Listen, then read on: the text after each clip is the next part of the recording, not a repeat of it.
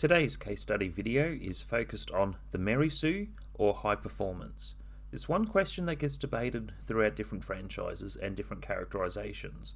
We'll be taking a look at the Alice character from the Resident Evil franchise and determine whether she is a high performance character or a Mary Sue. Otherwise, let's get into it.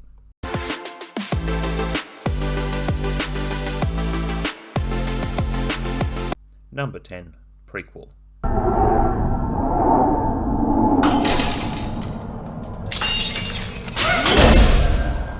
This is the foundation of the movie franchise. With the story compared to the canon story of the video games, different comic books, illustrations, whatever you want to go by. Focusing on the movie, the Alice character was only introduced within the movies. So with her character in the beginning, she has amnesia in the first movie. The situation that she has, she feels like she's less than other characters around her because she's trying to figure things out. With the story unfolding, she's starting to remember a few things. She has a security background, so she's able to somewhat fight in a realistic way within the characterization. There are also situations in the claustrophobic field where other characters are just screwed. Being one of the survivors within the end, it has that corporation feel of hostility that she's under control by the corporation. I want him in the Nemesis program. Number 9. The Apocalypse.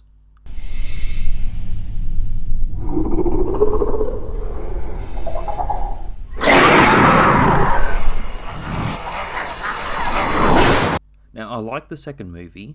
It did have different issues compared to the source material of the third game. I understand that there are frustrations when it comes to video game movie adaptations. I get it. With the focus on hand, we're just going to compare the Alice character compared to the Jill character. Now in the video games, Jill has her fights and run-ins with Nemesis. In the movie, that doesn't happen. With the Jill character, she also has some skills, but she seems like she's put down lower levels in the movie compared to what she was represented within the video games. That was one thing I didn't like with the films. I also felt with the Jill character, she seemed realistic as a Special Forces police officer, seemed realistic to some of the ways you would fight. Some things, yeah, you definitely wouldn't do certain stunts. Now, that's a movie. You have to change up your story. But compared to the Alice character, she argues, I'm good, but I'm not that good. Alice explains that something was done to her, and in that type of situation, you're not going to know what's happened to you to some extent with the biology. Now with the Alice character, some of the action, some of the stunts, she was more of a daredevil type character within the story. I did like this aspect. But compared to other characters, they were all lesser than what she was. Number 8. Best ending. My name is Alice. And I remember everything. I love the ending to the second movie. With this point of the story, you feel like she's under control, and then this is the first time she says, my name is Alice. She has now seen herself as an absolute character, and that's something else to make clear with this review.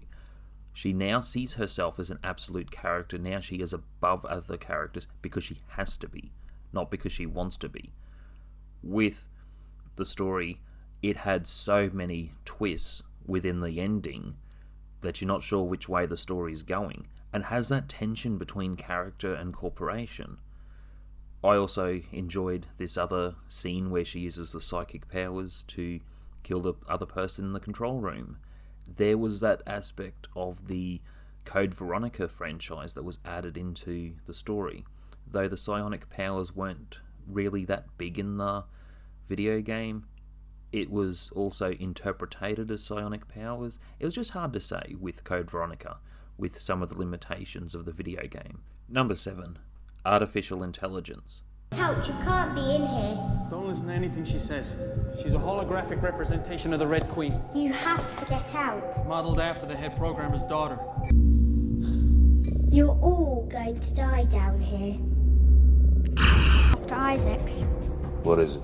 my sensors have detected a peak in psionic activity, both alpha and beta wave. From number 87. No, the activity is not from one of the clones. It occurred outside the complex. I am the artificial intelligence Yeah, which... I know what you are. I knew your sister. She was a homicidal bitch.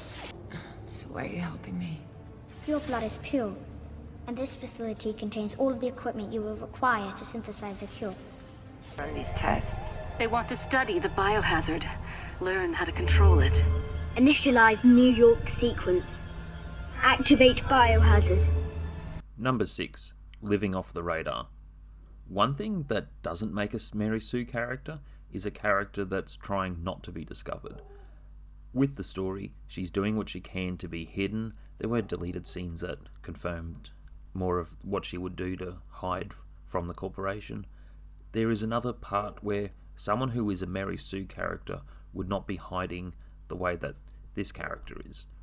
Also, with the story, she has different abilities that others do not have with the psionic powers. When introduced, she has her moment, and it has its limitations.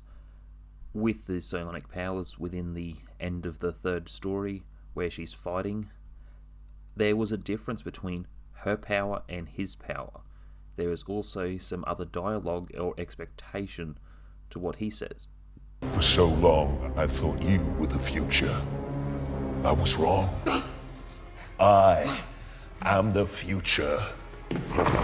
So with the story, yep, it had its own satisfying ending. With the movie as well, I also felt like the character had a lot of ability and action.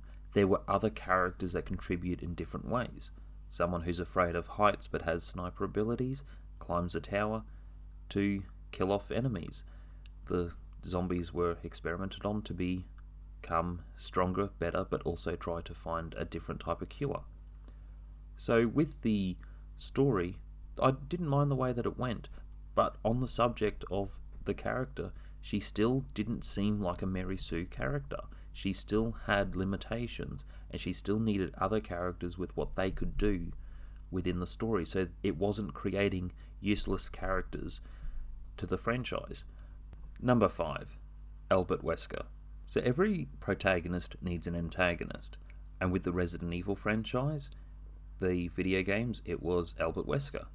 He also was a character killed off in the first video game. After the video game remake, it filled in a different plot hole to how he could have survived.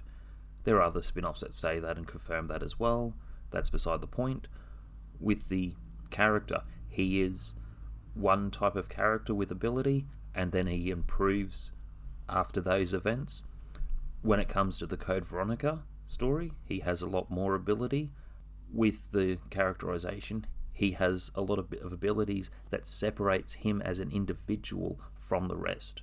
And that's another point to make clear, a 2-on-1 fight. I think the odds are fair. 2-on-2. Right, Gio. No, I said a 2-on-1 fight. You've really become quite an inconvenience for me. Well, isn't this one big family reunion? Chris and Claire Redfield. You've really become quite an inconvenience for me. With the movie, Alice has her run-in with Wesker and loses her psionic powers, so the character has gone back to what she was before. The ending of the third movie as well, with the cloning, and then the big part to the fourth movie with taking over and fighting against the corporation, I like that. Also, all of them dying didn't work until other events later on that confirmed that there were still more clones that she made of herself to fight against the corporation. And then there was another part where he has less control over the virus to open the window for being vulnerable. It just lacked in the comparison.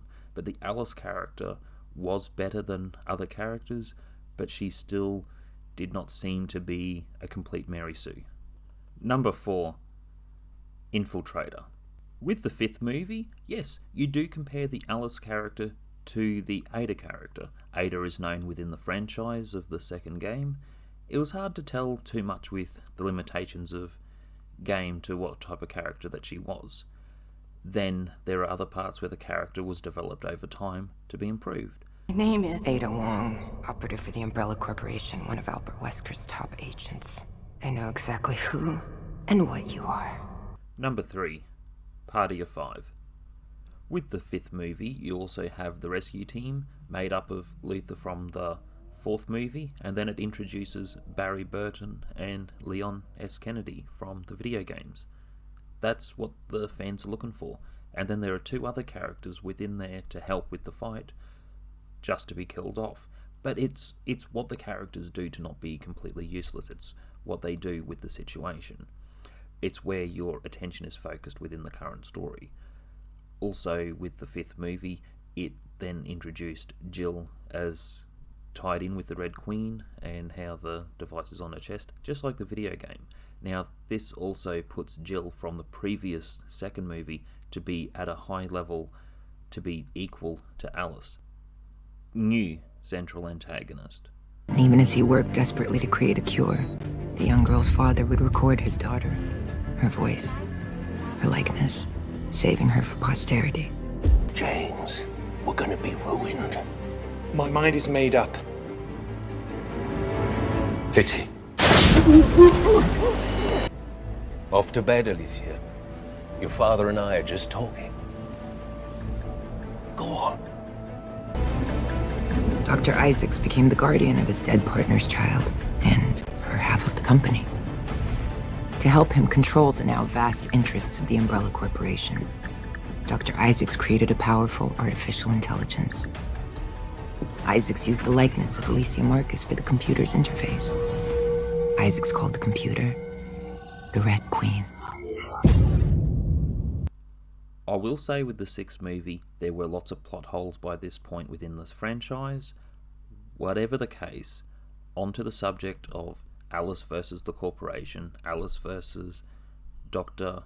Alexander Isaacs. I also inspired the Dr. Alexander Saltek character from this character.